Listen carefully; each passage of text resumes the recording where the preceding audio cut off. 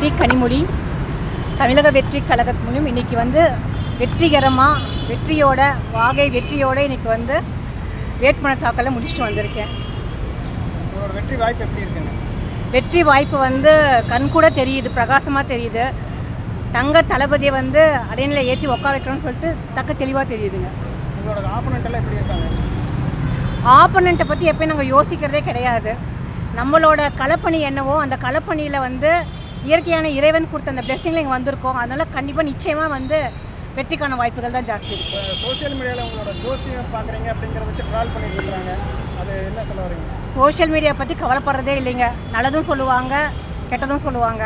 நம்மளோட ஃபோக்கஸ் மட்டும் கரெக்டாக இருந்துச்சு அப்படின்னா, மக்களுக்காக இருந்துச்சுன்னா அதில் பயணம் பண்ணிட்டு இருக்கேன். அதனால் அதை பற்றி நான் பெருசாக கேர் பண்ணிக்கிறது இல்லை. கவுண்டம்பாளையம் தொகுதியில் குறிப்பிட்டு எந்த பிரச்சனை உங்களுக்கு அதிகமாக இருக்குது, அதை எப்படி என்ன தீர்க்கறதுக்கு என்ன வழி வச்சுருக்கீங்க? கவுண்டம்பாளையம் தொகுதியில் பிரச்சனைகள் நிறையா இருக்குங்க. நம்ம அதில் என்னென்னா மெயினாக வந்து பேசிக் இஷ்யூஸ் இருக்கக்கூடியதை ஃபஸ்ட்டு பார்த்துட்டு, அடிப்படை வசதிகள் இல்லாத நிறைய வீடுகள் இருக்கிறது. ஸோ அதெல்லாம் நம்ம வந்து கரெக்ட் பண்ணுறது தான் முதல் விஷயமா வச்சுருக்கோம். விரைவில் நாங்களும் அதுக்காக தான் வெயிட் பண்ணிகிட்ருக்கோம். கண்டிப்பாக வந்து பார்ப்பார். சரி.